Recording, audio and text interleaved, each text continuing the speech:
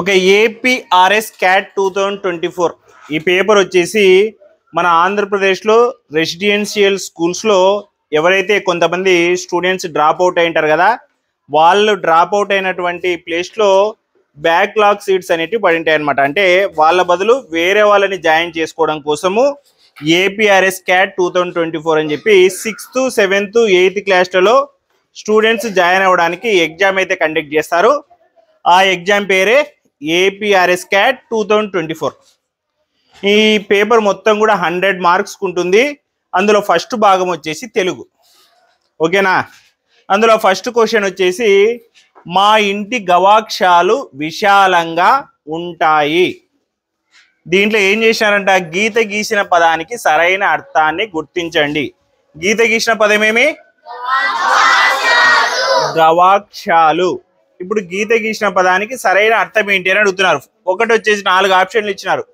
ఒకటి వచ్చేసి గోడలు, 2 వచ్చేసి గదులు, 3 వచ్చేసి కిటికీలు, 4 వచ్చేసి పైకప్పులు. మరి ఏంది దీనికి కరెక్ట్ ఆన్సర్? 3 కిటికీలు. మనకి ఏ లెసన్లో వచ్చింది ఇది?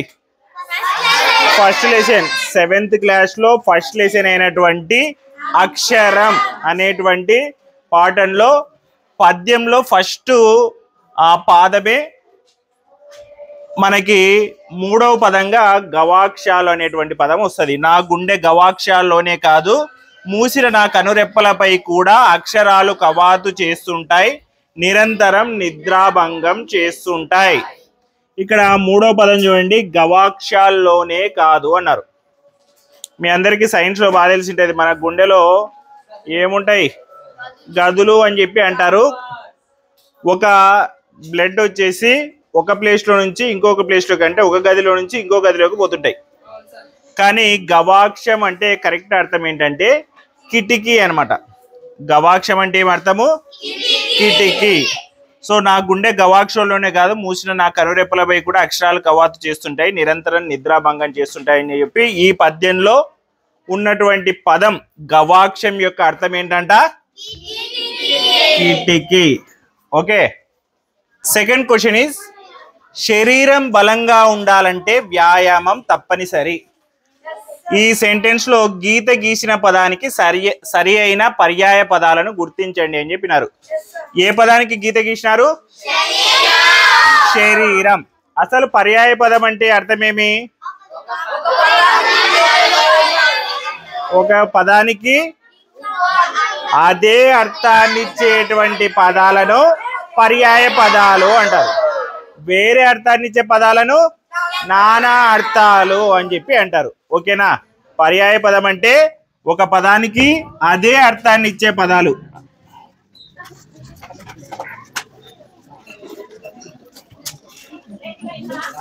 ఒక పదానికి అదే అర్థం ఇచ్చే పదాలు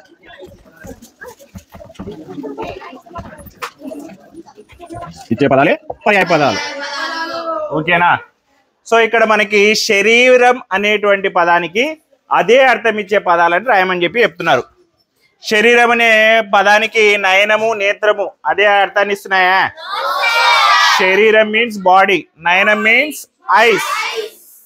తర్వాత తనువు, కాయము అదే అర్థాన్ని ఇస్తున్నాయి కదా. తనువు అన్నా కాయము అన్నా కూడా బాడీనే. తర్వాత చేయి, హస్తము, చేయి అంటే హ్యాండ్. ఓకే. ఉదరము, పొట్ట, స్టమక్, అబ్డమిన్. కాబట్టి శరీరం అనేటువంటి పదానికి పర్యాయ పదాలు ఏంటివి? తనువు, కాయము, ఇంకా 2 మేను, దేహం. ఓకేనా?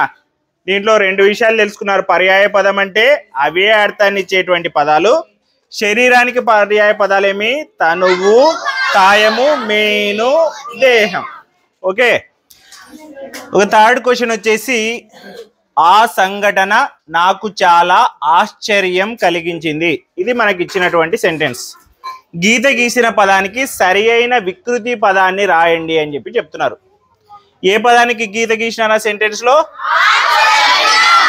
ఆశ్చర్యం అనేటువంటి పదానికి గీత గీసినారు. ఏం రాయమంటున్నారు? వికృతి పదాన్ని రాయమంటున్నారు. అసలు ప్రకృతి, వికృతి అంటే అర్థం ఏంటంటే, ప్రకృతి అంటే ఒక పదానికి అసలు రూపం లేదా సంస్కృత రూపం. ఓకేనా. పదాలకి మనం ఇప్పుడు వాడుతున్నటువంటి పదం యొక్క రూపాన్ని ఏమంటారు? ప్రకృతి అని చెప్పి అంటారు. అసలు రూపాన్ని ప్రకృతి అని చెప్పి అంటారు. అదే వికృతి అంటే ప్రకృతి పదానికి మార్పు చెందినటువంటి రూపం. ఓకేనా. ప్రకృతి పదానికి అంటే ఒక పదానికి మార్పు చెంది వేరే విధంగా వాడుతుంటారు కదా, దాన్ని వికృతి రూపం అని చెప్పి అంటారు. ఇక్కడ ఆశ్చర్యము అనేటువంటి పదానికి వికృతి రూపం ఏమి? అచ్చెరువు. ఇక్కడ అచ్చెరువు, ఆశ్చర్యము, ఆశీర్వాదము, ఆశ అని చెప్పించినారు. ఏది answer? 1 is the answer. So ఆశ్చర్యము అనేటువంటి పదానికి వికృతి రూపం ఏమి? అచ్చెరువు. ఓకే. నెక్స్ట్ 4th క్వశ్చన్ వచ్చేసి చిన్ని శిశువు జడలు వేటి వలె వంకరలు తిరిగి ఊగుతున్నాయి. సో ఈ క్వశ్చన్కి కింద 4 ఆప్షన్స్ ఇచ్చినారు. ఒకటి వచ్చేసి తుమ్మకాయలు, చిక్కుడుకాయలు, మునగకాయలు, చింతకాయలు. ముందుగా మన తెలుగులోని 3rd లెసన్లో 3వ పాఠంలోనిది మనకి క్వశ్చన్ వచ్చేసి. ఓకేనా. ఏ పాఠంలోది? 3వ పాఠంలోది. 3వ పాఠం పేరేం పేరు? చిన్ని శిశువు. 3వ పాఠం పేరే చిన్ని శిశువు. ఈ 3వ పాఠంలో పల్లవి చరణాలు అయితే ఉన్నాయి. సో ఆ చరణంలో 1వ చరణం, మొదటి చరణంలోనిదే మనకి ఇచ్చినటువంటి ఈ వాక్యం. ఆ 1వ చరణంలో ఏముందంటే చింతకాయల వంటి జడల, చింతకాయల వంటి జడల అనేటువంటి ఒక వాక్యం ఉంది. ఆ వాక్యాన్ని బేస్గా తీసుకొని మనకి ఏమని అడుగుతున్నారంటే చిన్ని శిశువు జడలు వేటి వలె వంకర్లు తిరుగుతూ ఉన్నాయి.